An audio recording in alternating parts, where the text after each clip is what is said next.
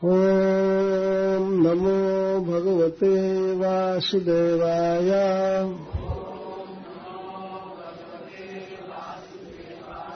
ॐ नमो भगवते वासुदेवाय।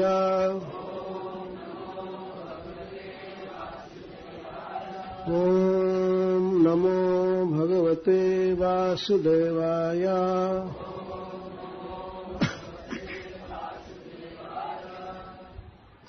थोड़ा आवाज को हाई करो। श्रीराजोवाच नन्दः किं करोद्ब्रह्मन् श्रेय एवं महोदयम् यशोदा च महाभागा पपौ जस्यास्तनं हरिः पितरौ नान्वविन्देताम् कृष्णोदारार्भके हितम् गायन्त्यद्यापि कवयो जल्लोकशमलापहम्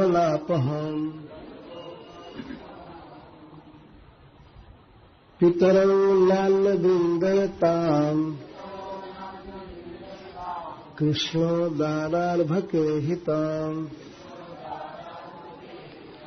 गायन्त्यद्यापि कवयो जल्लोकशमलापहम्।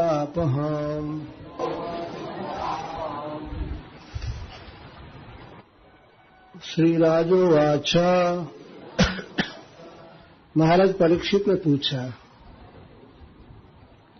नंदः श्री नंद महाराज क्यों क्या अकरोत किए थे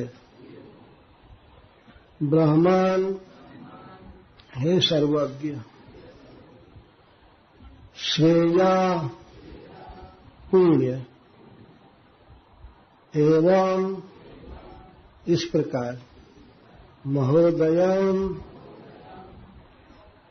जिसके कारण श्री कृष्ण में ऐसा प्रेम प्राप्त हो गया। यशोदा च और माँ यशोदा महाभागा महान भागो भाग्यम जस्या सा पपौ पिए जस्या जिसका स्तनम स्तन हरि परम मनोहर श्री कृष्ण पितरौ अपने माता पिता देवकी वसुदेव न नहीं अन्वविन्देता अनुभव किए स्वयं माता पिता देवकी वसुदेव भी यह सुख नहीं पा पाए। कृष्णोदारार्भके हितम्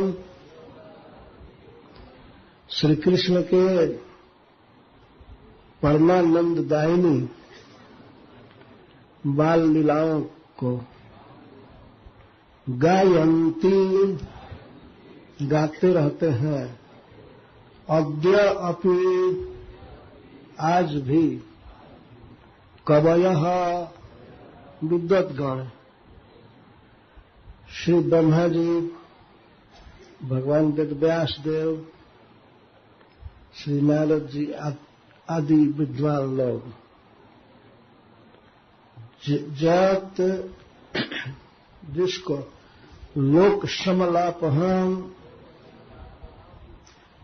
जगत के समस्त जीवों के पाप को नष्ट करने वाला निरंतर भगवान श्री कृष्ण की बाल लीला को सुनने से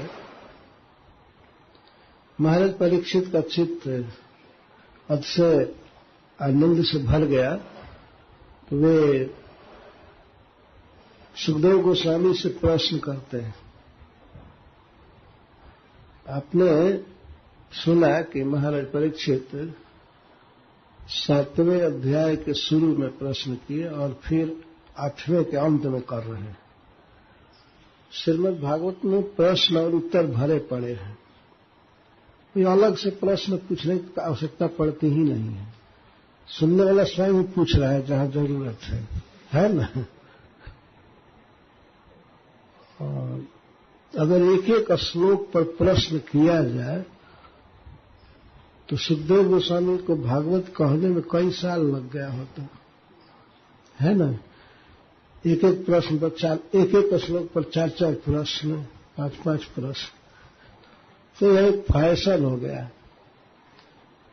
वास्तव में श्रीमद् भगवद गीता में बिल्कुल उचित प्रश्न अर्जुन ने पूछा है, भगवान ने उत्तर दिया है। और श्रीमद् भागवतम में शौनकादि ऋषियों ने जहां आवश्यकता है वहां सूत गोस्वामी से प्रश्न किया और महाराज परीक्षित प्रश्न पूछते जाते हैं। हमें ऐसा नहीं सोचना चाहिए कि महाराज परीक्षित यहां भूल गए, यहां हमें पूछना चाहिए। क्या है, पूर्ण एकाग्रता से सुन रहे थे और जहां भी लोग को कुछ संशय होता था या और कुछ विशेष बात सुनना चाहते थे तो महाराज प्रश्न करते थे। इस अवसर पर श्री राजा अर्थात महाराज परीक्षित प्रश्न पूछ रहे हैं। नंद महाराज ने ऐसा कौन सा पुण्य किया था जिसके कारण उनको ऐसा सौभाग्य मिला। एवं महोदयम, एवं मतलब इस प्रकार, महोदयम महाउदय, उदय का अर्थ उत्कर्ष, कि श्री कृष्ण बारंबार अपना ऐश्वर्य प्रकाशित कर रहे थे, फिर भी उनके प्रति अखंड प्रेम, अखंड वात्सल्य स्नेह बना रहा। कौन सा पुण्य किए थे? इस प्रश्न में ये बात छिपी हुई है कि सबसे बड़ा सौभाग्य यही है कि श्री कृष्ण में वात्सल्य प्रेम बना रहा। भगवान श्री कृष्ण में कभी प्रेम घटे नहीं, किसी भी काल में, किसी भी स्थान में, किसी भी दशा में उनके प्रति इस प्रकार का पुत्र भाव जो ऐश्वर्य दिखाने पर भी बाधित नहीं हुआ। और यशोदा दोनों के बारे में प्रश्न किया जा रहा है कि नंद महाराज ऐसा कौन सा पुण्य किए थे, कौन तप किए थे, और मां यशोदा इन्होंने कौन सा तप किया था, पुण्य किया था। पपई जस्य स्थलम हरि, मां यशोदा के लिए कह रहे हैं महाभागा। परीक्षित महाराज का उत्तर महाभागा। महाभागा का अर्थ है महान भागो भाग्यम जस्या सा यशोदा, जिसका महान भाग्य था। तो सबसे बड़ा भाग्य क्या है?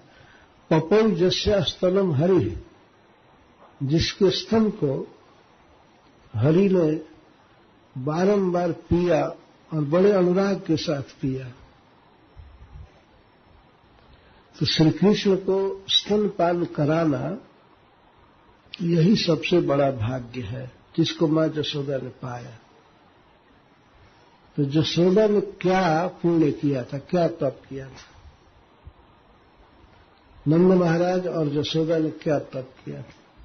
वास्तव में भगवान की नित्य लीला में कोई साधन का प्रश्न नहीं होता है।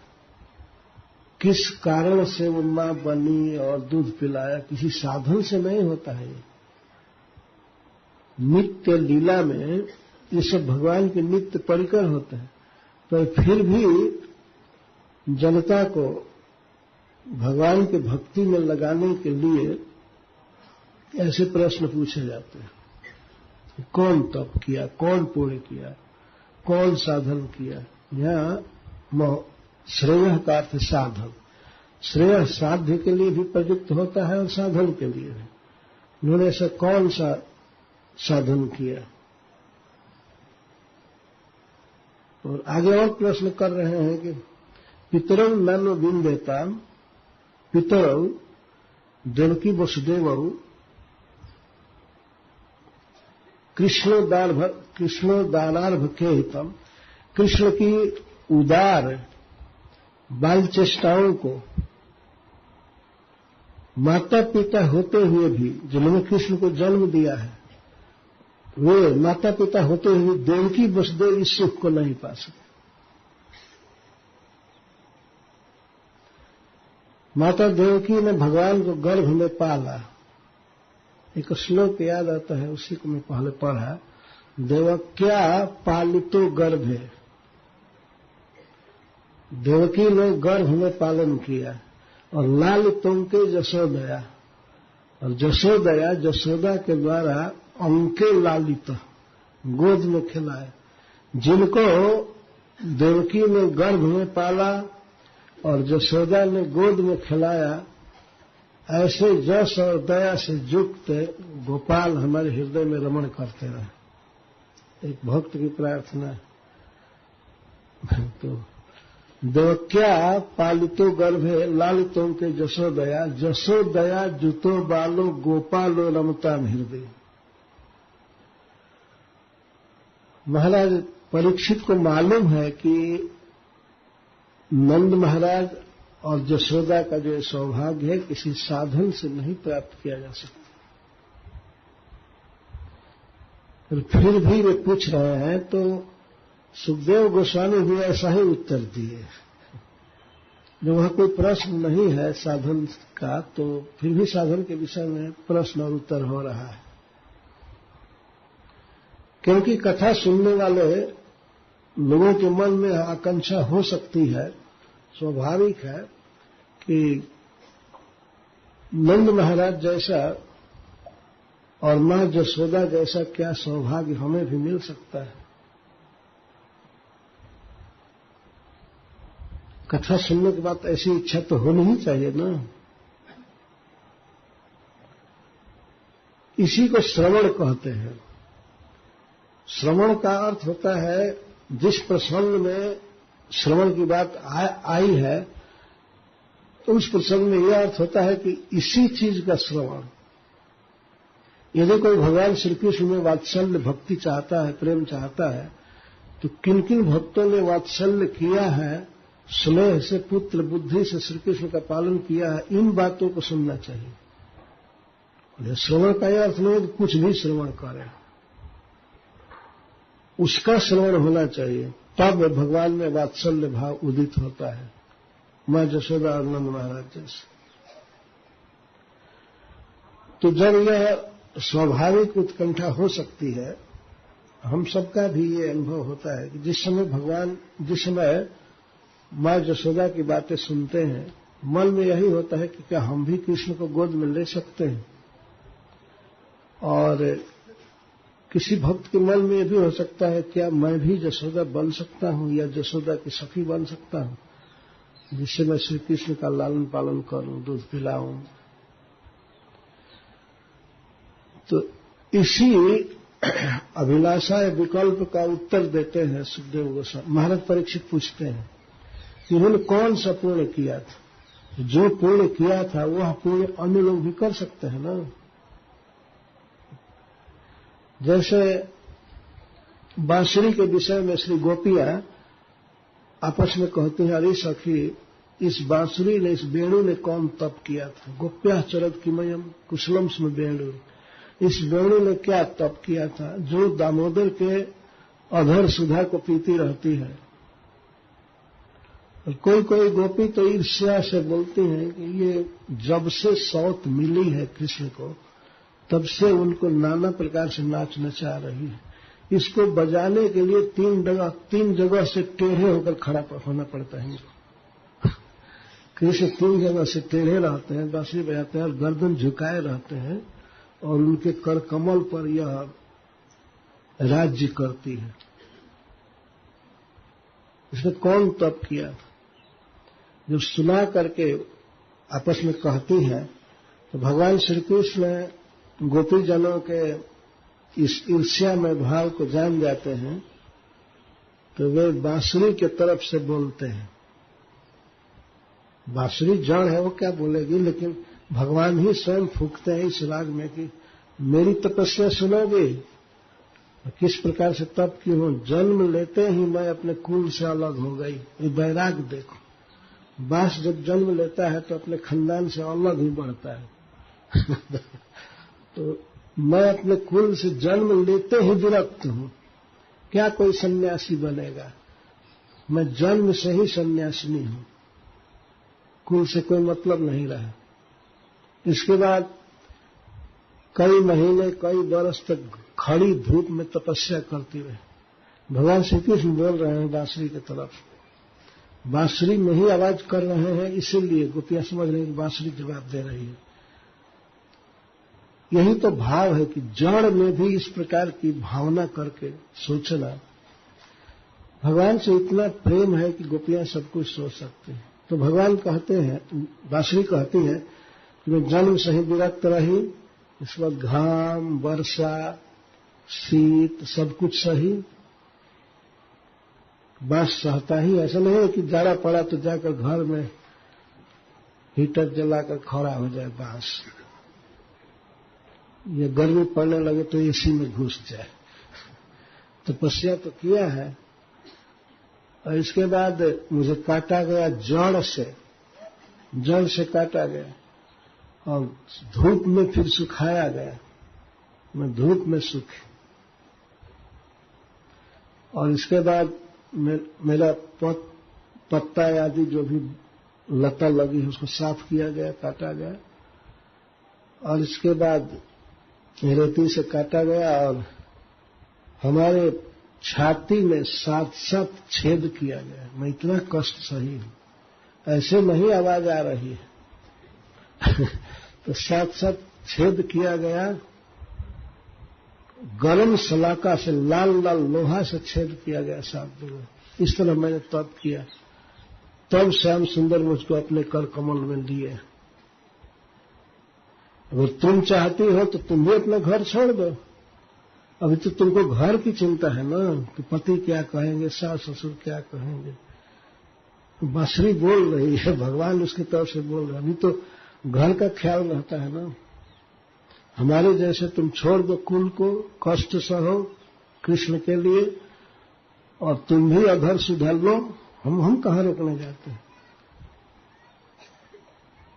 हम कहाँ रोक रही हो। वो स्त्रीलिंग में बोलती, मैं कहाँ रोकती हूँ, तुम भी तपस्या करो, तुम भी ऐसे करो।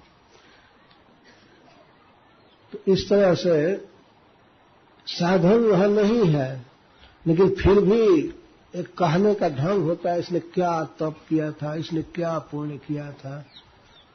अरे किसी पुण्य के बल से यशोदा नहीं बना जा सकता है, या यशोदा की सखी नहीं बना जा सकता। पूतना को तो भगवान ने यह गति दिया, वो तो एकदम स्पेशल अपनी कृपा से दिए। पूतना ने कोई साधन थोड़े किया था। तो इसलिए हम भगवान की लीलाओं में हमेशा साधन का संकेत किया जाता है। भले साधन से प्राप्त नहीं है, फिर भी साधन का संकेत किया जाता है। तो क्या तप किया था, उस तपस्या की विशेषता महाराज परीक्षित कह रहे महोदयम, महान उदय। उदय का अर्थ होता है उत्कर्ष। जो इतना उत्कर्ष है, इतना सिग्निफिकेंस है कि जिसने श्री कृष्ण में अखंड अबाधित वात्सल्य प्रेम रहने दिया, इस पुण्य का फल हुआ। तो कौन सा पुण्य था? और यशोदा जो महाभाग्यवती है, उसने कौन सा तप किया था, कौन सा पुण्य किया था, जिसके स्तन को भगवान हरि ने पिया।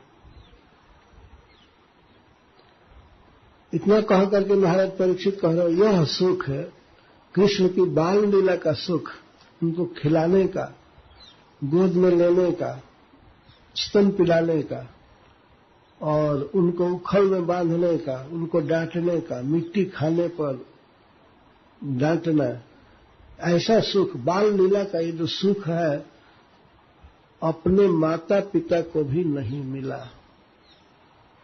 यह माता पिता से तात्पर्य है जिन्होंने जन्म दिया, उनको यह सुख नहीं मिला। वो तो बेचारे जेल में रहते थे, कृष्ण का जन्म होने के पहले भी जेल में थे और जन्म हो गया तो कुछ काल के लिए कंस छोड़ा उनको, घर पर रहते थे, लेकिन घर पर रहने पर भी ये भी बता भी नहीं सकते थे कि हमको 8वां बेटा हुआ है। तो गोद में खिलाने की बात क्या थी। वसुदेव जी स्वयं ही पहुंचाए आए गोकुल में, स्वयं पहुंचाए। और वसुदेव जी को, मां देवकी को हमेशा भय रहता था कि कहीं पता न लगे कि हमने उसको जन्म दिया। तो कनेक्शन हुआ नहीं बीच में कभी भी। जन्म से लेकर के 10.5 बरस तक, 11.25 बरस तक कृष्ण के साथ कोई संपर्क नहीं। तो जो इस काल में भगवान की उदार अर्भ के हितम बाल लीला थी, उसको ये नहीं देख सके, ये सुख नहीं पा सके। तो ऐसा पुण्य देवकी वसुदेव ने भी नहीं किया था जैसा नंद महाराज और यशोदा ने किया था। ये अर्थ है। कौन सा पुण्य किया था? मूल बात यही आ जाती है। देवकी वसुदेव इस लीला के सुख को पाने की बात तो दूर रही, धर कांपते रहते थे कि कंस को पता न लग गए कि हम माता पिता हैं इसके। बहुत डरते थे और डर करके ही वसुदेव जी ने कृष्ण को गोकुल पहुंचाया था। सब जगह गाया जाता है, जन्म लिया कृष्ण ने मथुरा में, पर बधाई नंद बाबा के यहां बज रही थी। वहां तो चुपचाप सन्नाटा था, कोई गीत नहीं। देवता लोग भी आए तो अलक्षित स्तुति करके चले गए। कंस के कारागृह में कोई हलचल नहीं थी, चुपचाप सन्नाटा था। जन्म हुआ, सब हुआ। देवता लोग तो मस्त थे, अलक्षित रूप से नाच गा रहे थे, लेकिन प्रकट नहीं। मथुरा में कृष्ण जी के भइले जन्मवा, बधाई बाजेला, नंद बाबा के दुअरिया बधाई बाजेला। बधाई तो बजा ही नंद बाबा के यहाँ। और जो सुख पाया बाल लीला का नंद और यशोदा ने, ब्रजवासियों ने, वो अद्भुत था। इसलिए महाराज परीक्षित कहे कृष्णोदारर्भ के हितम। कृष्णस्य उदार, उदार का अर्थ है परमानंद देने वाली। उत आर, आर का अर्थ होता है सीमा, और उत का अर्थ है सीमा पार। इसको उदार कहते हैं। ऐसा आनंद है भगवान श्री कृष्ण की बाल लीलाओं में, जो सीमा से पार आनंद है, उसी को परमानंद कहते हैं। परमानंद देने के कारण भगवान की बाल लीलाओं को महाराज परीक्षित उदार बाल लीला कह रहे हैं। उदार अर्भक इहितम, अर्भक माने बच्चा, और इहितम चेष्टितम लीला। श्री कृष्ण की बाल लीलाएं परम आनंद देने वाली है। पर इस आनंद को जिन्होंने श्री कृष्ण को जन्म दिया वे नहीं पा पाए। लोक दृष्टि से ये बात प्रचलित है कि श्री कृष्ण को जन्म दिया देवकी ने मथुरा में, और पालन किया मां यशोदा ने। पर वास्तविक बात यह है कि यशोदा ने भी भगवान को जन्म दिया। जिसने देवकी जन्म दी भगवान को, उसी समय यशोदा जी के गर्भ से श्री कृष्ण प्रकट हुए। ये बिल्कुल सिद्ध बात है, परंतु लोक में ऐसा प्रचार नहीं है। लोक में लोग यही जानते हैं कि देवकी वसुदेव के यहाँ जन्म हुआ मथुरा में, और नंद यशोदा के यहाँ पालन हुआ। यही बात प्रचलित है ना। तो इसी धारणा की सुरक्षा करते हुए महाराज परीक्षित प्रश्न कर रहे हैं। अन्यथा वे कैसे कहते कि पितरऊ, माता पिता इस सुख को नहीं पा सके। उनके लिए पितरऊ कहें और नंद यशोदा के लिए पितर नहीं कहेंगे। तो लोक में यही प्रचार है। कोई बात प्रचारित हो जाती है तो हो जाती है, तथ्य कुछ और रहता है। वास्तव में भगवान यशोदा जी के भी पुत्र हैं और देवकी के भी पुत्र हैं, दोनों के पुत्र हैं। तो इस सुख को, बाल लीला के सुख को वसुदेव और देवकी नहीं पा सके, तो देवकी और नंद ने, यशोदा और नंद महाराज ने ऐसा कौन सा पुण्य किया था जिससे उनका ऐसा प्रेम रहा, उन्होंने सुख भी पाया, यशोदा ने स्तन पिलाया। इतनी महान बाल लीलाएं हैं भगवान की कि गायंती अद्यापि कवयो, चिरकाल बीता है, यह नित्य लीला है, पर आज भी कवि लोग इसको गाते रहते हैं। कवि, सबसे पहला कवि है श्री ब्रह्मा जी, सबसे पहला कवि है। तेने ब्रह्म हृदय यादि कवये मुह्यंति जब सूर्य। श्रीमद् भागवतम में पहला श्लोक बता रहा है कि भगवान ने यह श्रीमद् भागवतम आदि कवि को दिया। आदि कवि श्री ब्रह्मा जी है। कवि का अर्थ होता है विद्वान। कवि का अर्थ केवल कविता करने वाला नहीं होता है। कवि का अर्थ होता है परम विद्वान। तो जितने भी कवि हैं, जैसे श्री ब्रह्मा जी, श्री नारद जी, भगवान वेदव्यास देव, और आज भी अद्यपि इस कलयुग में भी जो विद्वान है, कवि है, वे केवल कहते ही नहीं रहते हैं, गाते रहते हैं। किसी लीला को एक बार नहीं, 10 बार नहीं, निरंतर अद्यापि गाते रहते हैं। शुरू से गा रहे हैं और आज तक गाते रहते हैं। गायंती, इसमें इतना मन रमता है कि भगवान की बाल लीलाओं को ही गाते रहते हैं, गाते रहते हैं, और नंद और यशोदा के सौभाग्य की प्रशंसा करते हैं। गायंती अद्यापि कवयो, अद्यापि आज भी कुछ कवि तो शुरू से ही गा रहे हैं। जैसे ब्रह्मा जी हैं तो नित्य लीला में गाते रहते हैं, गाते रहते हैं। वेदव्यास देव गाते रहते हैं।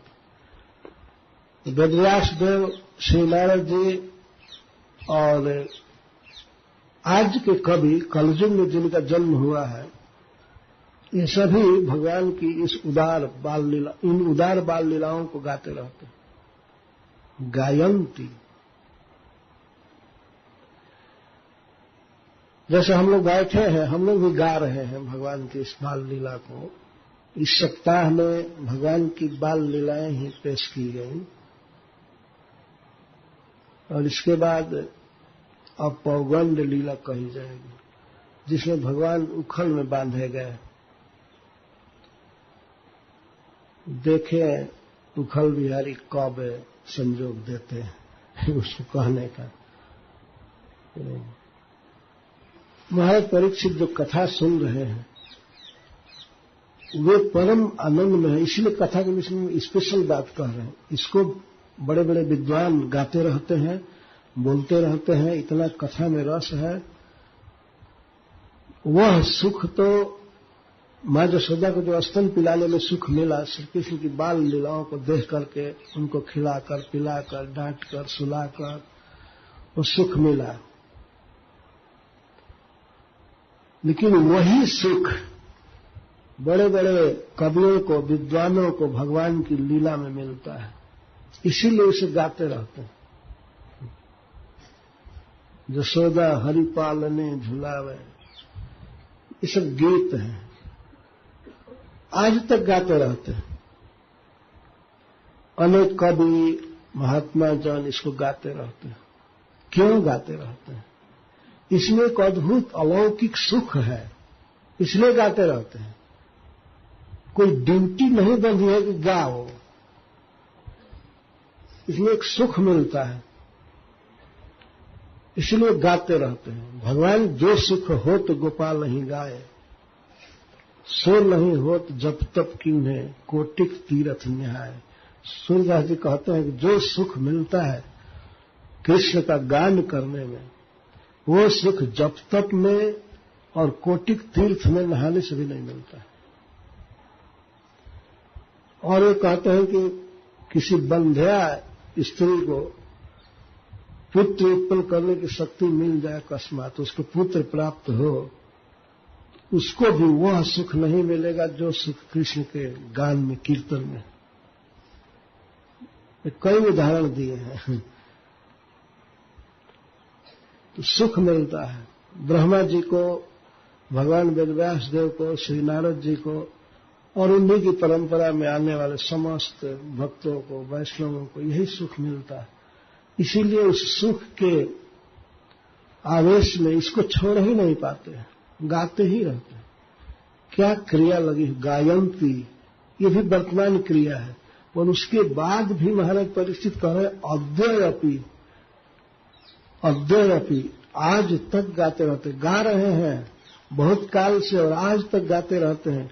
और भगवान श्री कृष्ण की इन बाल लीलाओं का आनंद नित्य फ्रेश रहता है, नित्य नूतन, प्रतिक्षण नवायमान रहता है, इसको गाते रहते हैं।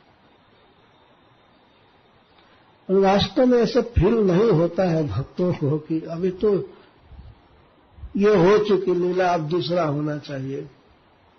भगवान की बाल लीलाओं का ऐसा आनंद है कि अनेक बार आवृत्ति करने पर भी, हजारों बार कहने सुनने पर भी तृप्ति नहीं होती। क्योंकि तृप्ति कहाँ होती है? तृप्ति उस व्यक्ति को होती है जो इसके अलावा साध्य रखा है। जैसे ज्ञानियों के विषय में कहा जाता है कि ज्ञान जब उत्पन्न हो जाता है तो ज्ञान के साधन को छोड़ देते हैं, उनको जरूरत अब है नहीं। योगी लोग सिद्धि प्राप्त करते हैं तो सिद्धि प्राप्त करने वाले जो साधन रहते हैं, साधन छोड़ देते हैं। लेकिन भक्ति के क्षेत्र में साधन और साधन इतने मधुर होते हैं कि वे कभी छूटते नहीं हैं। यहां तक कि स्वयं राधा रानी भी अतृप्त रहती हैं। वे ऐसा सोचते हैं, उनके मन में दो बात होती है। एक तो दैन रहता है कि अरे सखी, मुझे तो कृष्ण में प्रेम ही नहीं हुआ। तो प्रेम उत्पन्न होने के लिए वे साधन करती रहती हैं, साधन करती हैं, वे भी जप करती हैं, वे भी भगवान की लीलाओं को सुनती हैं, कई साधन करती रहती हैं। क्योंकि उनको तो ऐसा होता है कि प्रेम का अंकुर भी नहीं उगा हमारे भीतर। और हे सखी, यदि प्रेम रहता तो मैं कैसे उनके विरह में जी सकती थी। तो वो भी साधन का आनंद लेती हैं। एक श्लोक में श्री सनातन गोस्वामी ने कहा है कि यह बाला राधिका जमुना जी के तट पर गोविंद के नामावली को गा रही है, नाम गा रही है। हरे कृष्णा कृष्णा कृष्णा हरे हरे, हरे राम राम राम।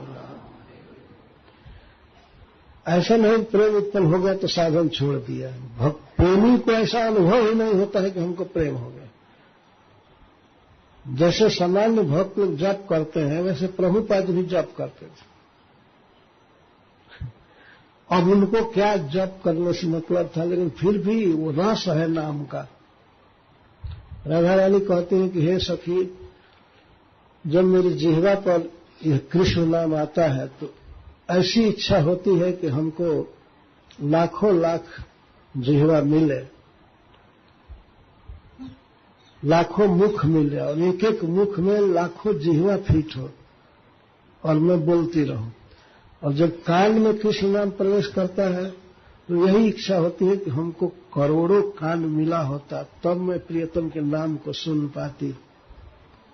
बंगला में एक पद है कि सही केवा सुना इल श्याम नाम, काने र भीतर दिया मर में पसी लगो, आकुल करिल मोर प्राण। कि श्याम ना जानी कतेक मधु श्याम नाम आछे गो, बदलो छाड़ीते नहीं पारे। इस श्याम नाम में, कृष्ण नाम में कितना अमृत ठूस ठूस करके भरा गया है कि बदल इसको छोड़ नहीं पाता है, जिह्वा छोड़ नहीं पाती। तो और जो साधन है उसमें ऊब है, व्यक्ति घुटने लगता है कि अब तो बहुत किया, ये किया वो किया। लेकिन भक्ति में ये आनंदमय है। अतो वही कमयो नित्यम भक्तिम परमया मुदा वासुदेव भगवती कुर्वन्त आत्म प्रसादनी। ये भक्ति आत्म प्रसादनी है, परमानंदमयी है। तो आज तक के कवि लोग, विद्वान लोग क्यों गाते रहते हैं? जिनको प्रेम प्राप्त हो चुका है, पर वे भी अतृप्ति का बोध करते हैं। भगवान चैतन्य महाप्रभु एक श्लोक में कहते हैं कि भगवान श्री कृष्ण में हमारा प्रेम का गंध भी नहीं उत्पन्न हुआ। कृष्ण का प्रेम मुझे कुछ मिला ही नहीं। तो पूछा गया कि तो इतना रोते क्यों हैं, इतना क्यों रोते हैं? तो वे कहते हैं मैं रोता हूं अपना सौभाग्य प्रकट करने के लिए, कि दुनिया समझे कि कृष्ण का भक्त है और कृष्ण के विरह में रो रहा है। क्योंकि मुझे ये अच्छा लगता है कि लोग मुझे कृष्ण का भक्त कहें। तो मुझे भक्ति नहीं है, प्रेम नहीं है, लेकिन मैं दुनिया हमको माने कि बड़ा भक्त है, तो इसके लिए मैं रोता हूं। देखिए भगवान की बात। क्रंदा में सौभाग्य भरम प्रकाशित न प्रेम गंधोस्ति दरोपी में हरम। हरि में प्रेम की गंध भी नहीं है मुझ में, लेकिन क्रंदा में सौभाग्य भरम प्रकाशित हूं। मैं अपने सौभाग्य को प्रकाशित करने के लिए रोता हूं। जब उनकी ये बात, उनको भी ऐसा महसूस नहीं होता है, स्वयं भगवान को भी भक्त भाव में, कि मुझे कृष्ण का प्रेम मिल गया। जबकि स्वयं ही प्रेम स्वरूप है और कृष्ण भी वही है, भावमय भी है, रसमय भी है। यही अनुभव होता है भगवान के भक्तों, कवियों को, इसीलिए गाते ही रहते हैं। अच्छा, साधन के रूप में गाते हैं ऐसी बात नहीं है। अगर प्रेम मिल जाए तो फिर साधन छोड़ देंगे, ऐसा होगा ना। लेकिन साधन के लिए ही नहीं करते, वो उसको साध्य मानते हैं। यही जीवन है, यही करना है, इसी में सुख है। भगवान के नाम कीर्तन में और भगवान की कथाओं में यही जीवन है, यही आनंद है। और घर गृहस्थी के काम में लगा रहता है आदमी, जिंदगी भर किसी की उबन होती नहीं है, नित्य ही नया आनंद रहता है ना। कोई जीने से कभी उबा नहीं। कोई उबते हैं जो आत्महत्या कर लेते हैं लेकिन जीने से कौन उब रहा है? और घर गृहस्थी का संबंध है तो पति के साथ, पत्नी के साथ, बच्चे के साथ, कहाँ मन उब रहा है? इसी में कुछ सुख मिलता है, आदमी इसी में रमा रहता है। फिर भगवान से प्राप्त होने वाला सुख अगर मिले तो कौन छोड़ेगा उसको? तो गायंती का अर्थ है, कभी लोग आज भी गाते रहते हैं, भगवान की इन लीलाओं में जो सुख है वही सुख उसके गान में है, वही उसके श्रवण में है। इसीलिए विद्वान लोग गाते रहते हैं, सुनते रहते हैं। और भगवान के परिकरों में कोई साधन बता करके और लोगों को प्रेरित करते हैं। तो सुखदेव जी उत्तर दे रहे हैं, द्रोणो वसूनाम प्रबलो धरया सौभाग्या करिष्यमाण आदेशान ब्रह्मणस्तमुवाच। एक बार ब्रह्मलोक में भगवान ने द्रोण नाम के वसु को और उनकी पत्नी धारा थी, वे लोग तैयार थे ब्रह्मा जी की आज्ञा पालन करने के लिए। ब्रह्मा जी उन पर बहुत प्रसन्न थे। ऐसे शुरू से ही बड़े सुशील थे और ब्रह्मा जी की आज्ञा का पालन करना चाहते थे। ब्रह्मा जी किसी को उत्पन्न करते थे तो वे चाहते थे कि यह मेरी आज्ञा का पालन करें। स्वाभाविक है, जगत गुरु है, भगवान के बाद वही है, तो सबको कार्य में लगाते थे। द्रोणो वसुनाम प्रबल, वसुओं में सबसे श्रेष्ठ वसु अपनी पत्नी भारजा के साथ ब्रह्मा जी का आदेश पूरा करने के लिए तैयार हुए। आदेश पूरा करने के लिए तैयार हुए तो ब्रह्मा जी ने आदेश दिया कि तुम लोग मथुरा मंडल में जन्म लो, मथुरा मंडल में, और गो पालन करो, गायों की रक्षा करो, पालन करो। कितना महत्वपूर्ण काम है गौ का पालन। प्रचेताओं के वंश में आए हुए प्रचेता के एक पुत्री के गर्भ से 8 वसु का जन्म हुआ था। उनमें श्रेष्ठ थे द्रोण। उनको ब्रह्मा जी ने कहा कि तुम लोग गो पालन करो। और गो पालन के लिए मैं क्षेत्र बता रहा हूं। भारतवर्ष में मथुरा मंडल है, वहां मतलब 84 कोस ब्रज, यहां पर जाओ और वहां गायों को रह करके पालन करो। शिक्षा दो, कैसे गाय की रक्षा की जाएगी, पालन किया जाएगा, सबको सिखाओ। गोपालन महत्वपूर्ण कार्य है। इसके लिए स्वयं भगवान भी आए और ब्रह्मा जी आदेश दिए तो तैयार हो गए। तो ब्रह्मा जी से ब्रह्मणस्तम वाच, ब्रह्मा जी से बोले,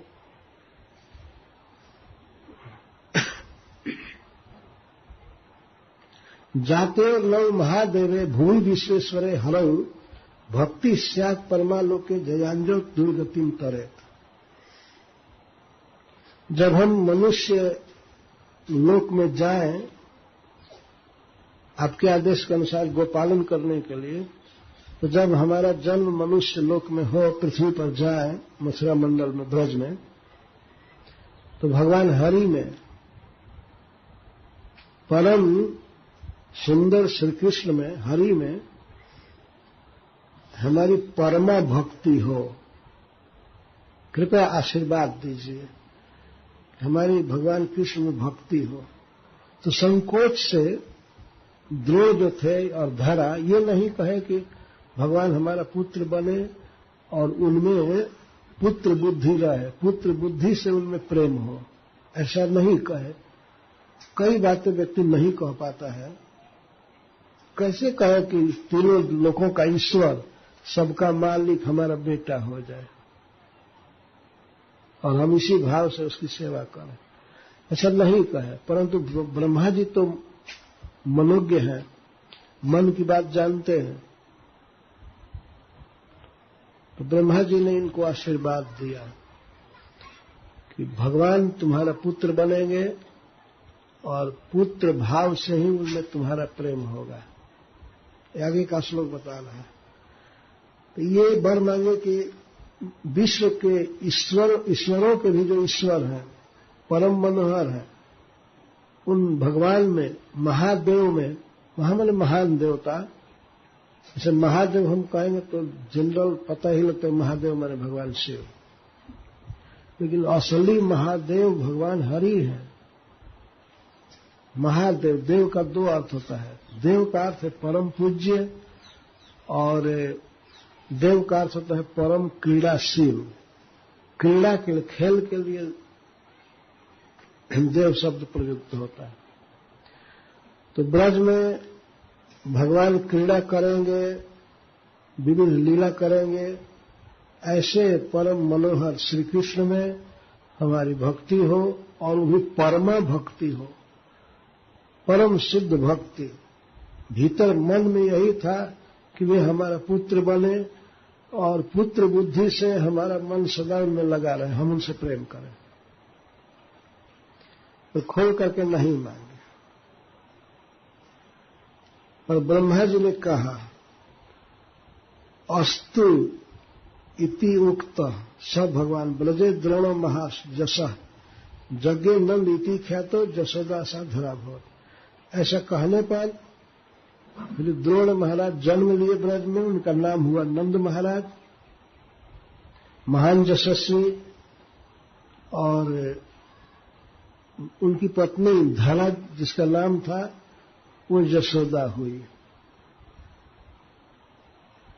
ततो भक्तिर भगवती पुत्री भूते जनार्दने दंपत्य मित्रामासित गोप गोपीषु भारत। हे भरतवंशी परीक्षित, जब भगवान अवतार लिए इनके यहाँ तो पुत्री भूते, पुत्र बन करके, तो ऐसे पुत्र बने हुए जनार्दन में, श्री कृष्ण में इनकी नितराम भक्ति थी।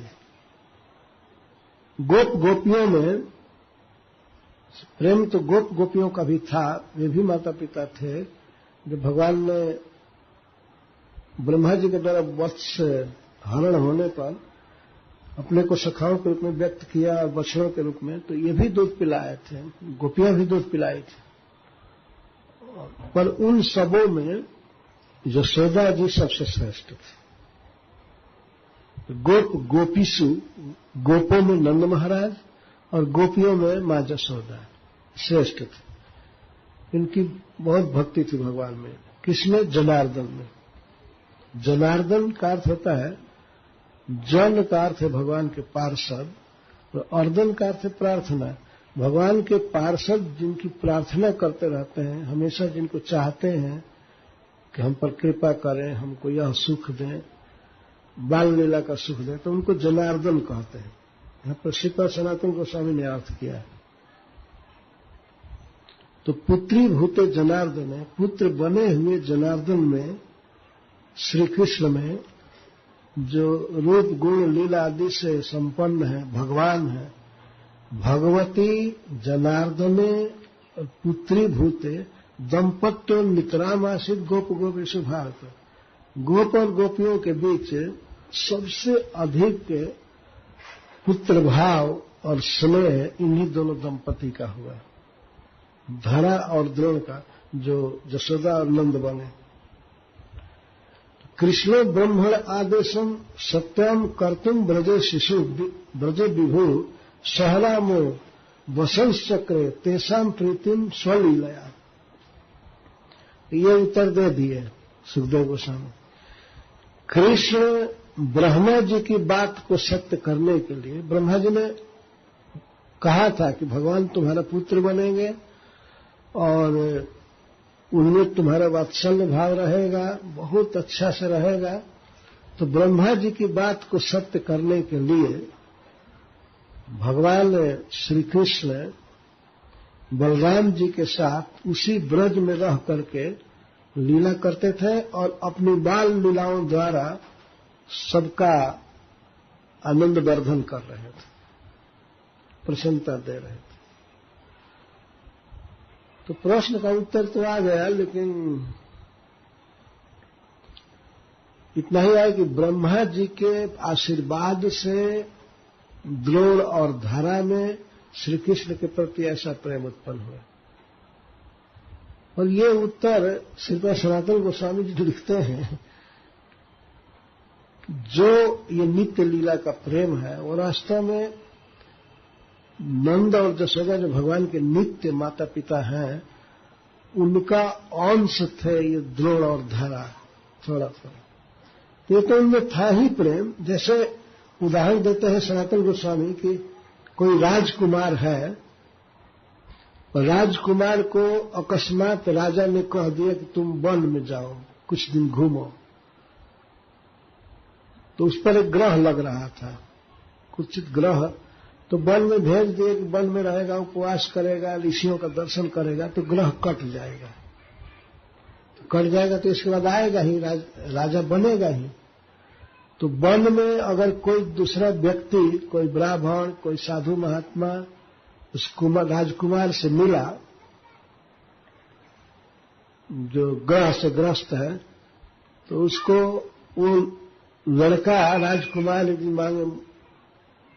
मांगे कि हे मुनिवर मुझे आशीर्वाद दीजिए, ऐसे कह के आशीर्वाद दीजिए।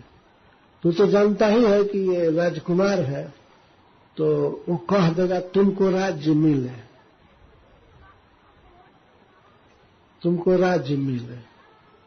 तब दुनिया में हल्ला होगा कि उस मुनि ने वर दिया इसलिए राजा बन गया। बाद में राजा अगर बने, लेकिन राजा तो इसलिए बना कि पहले से ही राजकुमार है, राजा का बेटा है।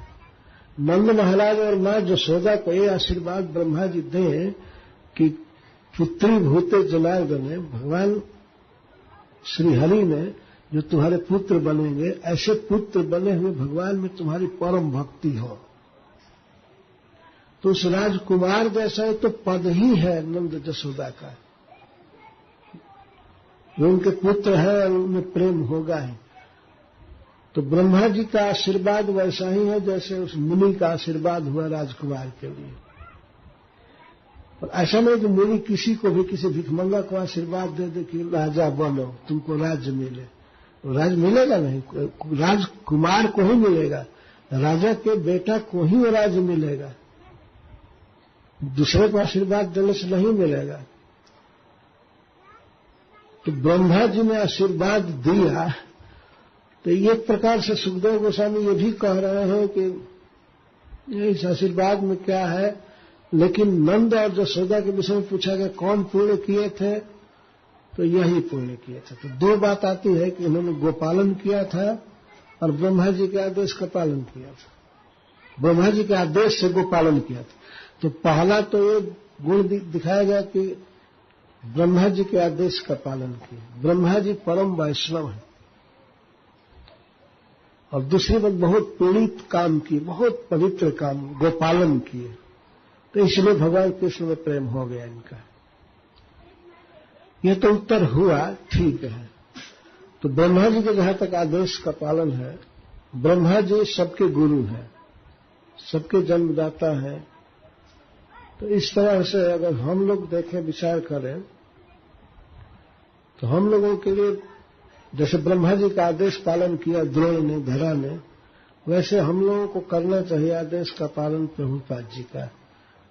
अगर उनका कोई आदेश का पालन करे और जो उन्होंने कहा है वही करे, तो भगवान श्री कृष्ण में प्रेम प्राप्त होगा, ये निश्चित है।